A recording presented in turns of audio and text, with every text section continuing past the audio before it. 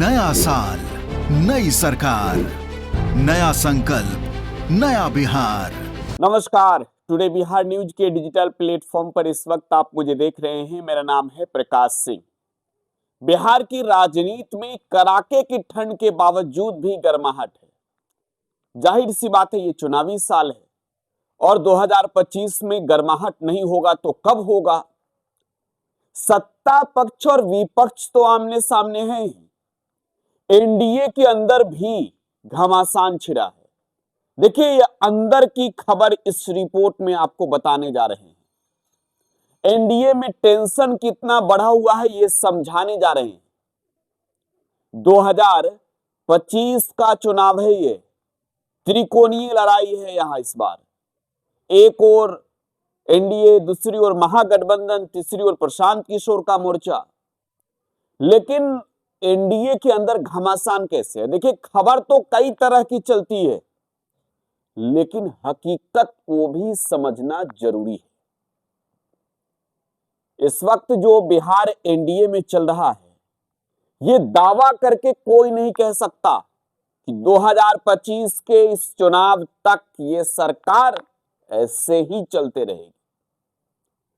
दो पहलू हैं और दोनों पहलू इस रिपोर्ट में आपको हम बताने जा रहे हैं। शुरुआत करेंगे चिराग पासवान से और खत्म करेंगे जीतन राम मांझी पर। मकर संक्रांति का त्योहार संपन्न हो चुका है और खरमास बाद खेला होगा की चर्चा तो आपने सुना ही होगा।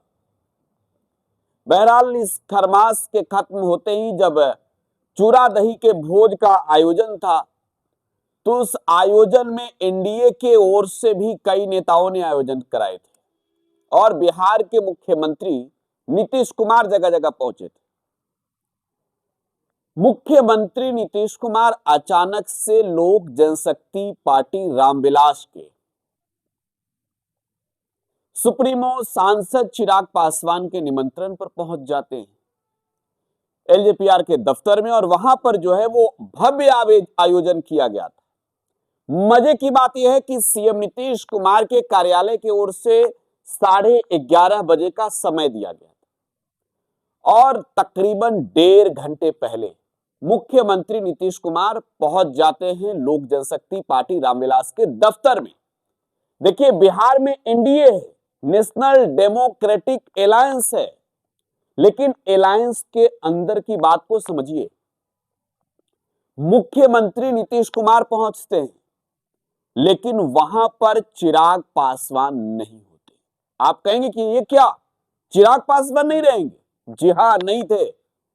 और चिराग पासवान ने जिन लोगों को खड़ा कर रखा था नीतीश कुमार के स्वागत में, नीतीश जी उन्हें अब बर्दाश्त नहीं कर रहे। देखिए, चिराग पासवान ने स्पष्ट रूप से नीतीश कुमार को राजनीतिक हैसियत बताई है। यह मजे की बात है, समझने की जरूरत है।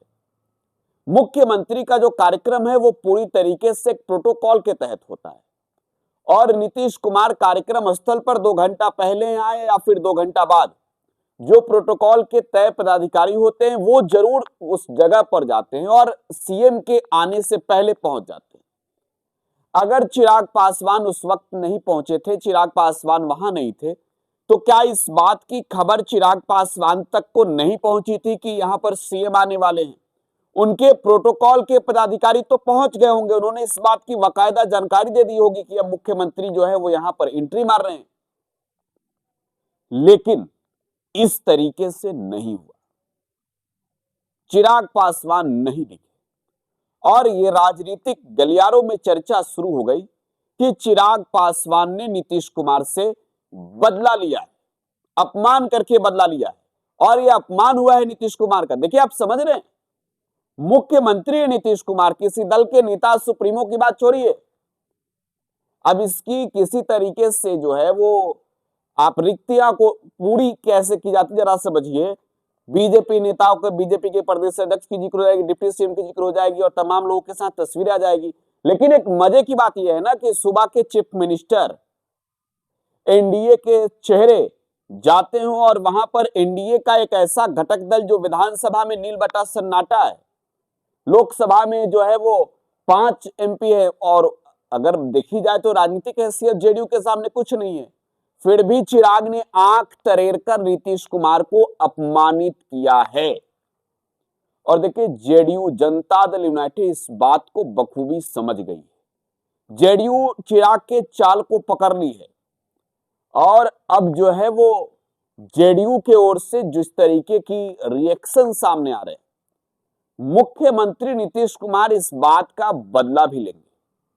खबर तो यहां तक आई कि चिराग पासवान ने दर्जनों बार फोन लगाए, कई बार मुख्यमंत्री नीतीश कुमार से बातचीत करने के लिए कि भाई हम नहीं थे वहां पर, आप आए, गलती हो गई हमसे।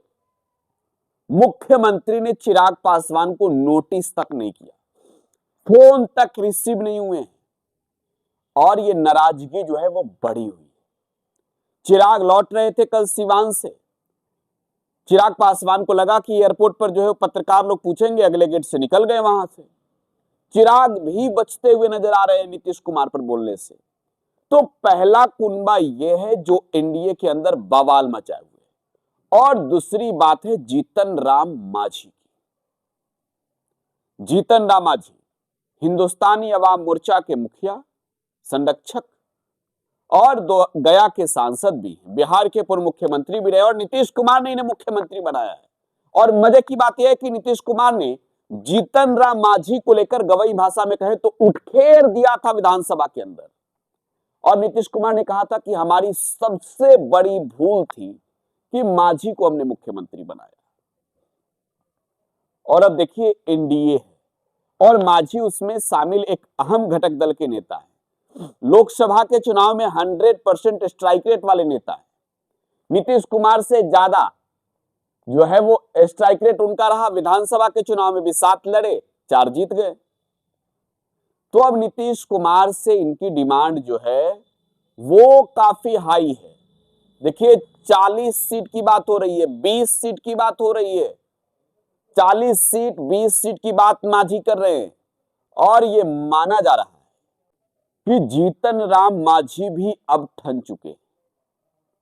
पिछली बार के विधानसभा चुनाव में जीतन राम मांझी को मात्र और मात्र 7 सीटें दी गई, जबकि मुकेश सहनी की एंट्री भाजपा ने कराई और मुकेश सहनी को 11 सीटें दी विकासशील इंसान पार्टी को। हालांकि हिंदुस्तानी अवाम मोर्चा का जो है वो रिजल्ट वीआईपी के तुलना में बेहतर था, और ये वीआईपी और हिंदुस्तानी अवाम मोर्चा ही थी जिस पर डोरे डाले जा रहे थे, और ये छिटक जाते तो बिहार में सरकार गिर जाती। खैर, जीतन राम मांझी अब डिमांड कर रहे हैं और उनकी डिमांड पर घमासान छिड़ गया। देखिए, एनडीए इस तैयारी में है कि मांझी जी को 7 से 8 सीट ही देंगे, उससे ज्यादा बढ़ाएंगे नहीं। और मांझी की जाहिर सी बात है डिमांड जो है वो 15 से कम नहीं होगी। लोकसभा का 1 सीट दिया गया, वो भी निकाल लिया जीतन राम मांझी ने गया संसदीय सीट से, भले मोदी जी के चेहरे पर निकाले, लेकिन निकाला तो है सीट। अब जीतन राम मांझी जिस तरीके की डिमांड कर रहे हैं, मुझे नहीं लगता है कि भाजपा और जेडीयू उनके डिमांड को पचा पाएगी, क्योंकि चिराग पासवान भी 50 के करीब सीट मांग रहे हैं, 50 के करीब। और वो कह भी रहे हैं कि अगर 12 एमपी आपके पास है तो जिस हिसाब से आप सीटें लेंगे उसी हिसाब से हमें भी सीटें चाहिए।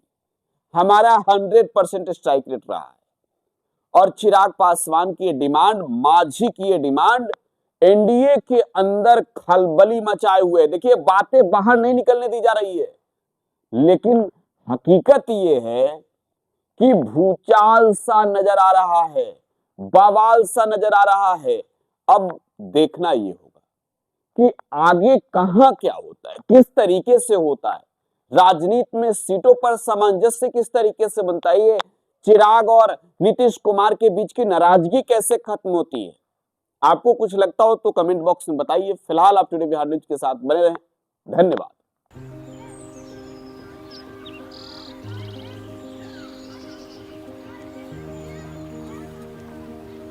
एक बात बतावा, तू हमेशा बड़े बाजार से होकर घर काहे जात बार? पगडंडी से जल्दी पहुंच जाई। अब का करी, मन बहलावे खातिर जाइला, सामान खरीदे हैसियत ना बा। उ देख के मन के समझा लेतानी। बात ता सही कहता। कभी कभी सोचे तानी पैसा रही ता राहुल खातिर टिफिन, ओकरा पापा खातिर जूता और गुड़िया खातिर रंग सब ले लेही। अब फिक्र मत कर। सुनल माई बहन मान योजना के बारे में का हो? तेजस्वी जी वादा कइले बारन कि अब की बार नई सरकार बनते ही हमके हर महीने 2500 रुपए मिली। अब दिन बदल जाई। अरे वाह, मतलब सच में दिन बदल जाई। माई बहन योजना, महिलाओं की समृद्धि, बिहार की प्रगति।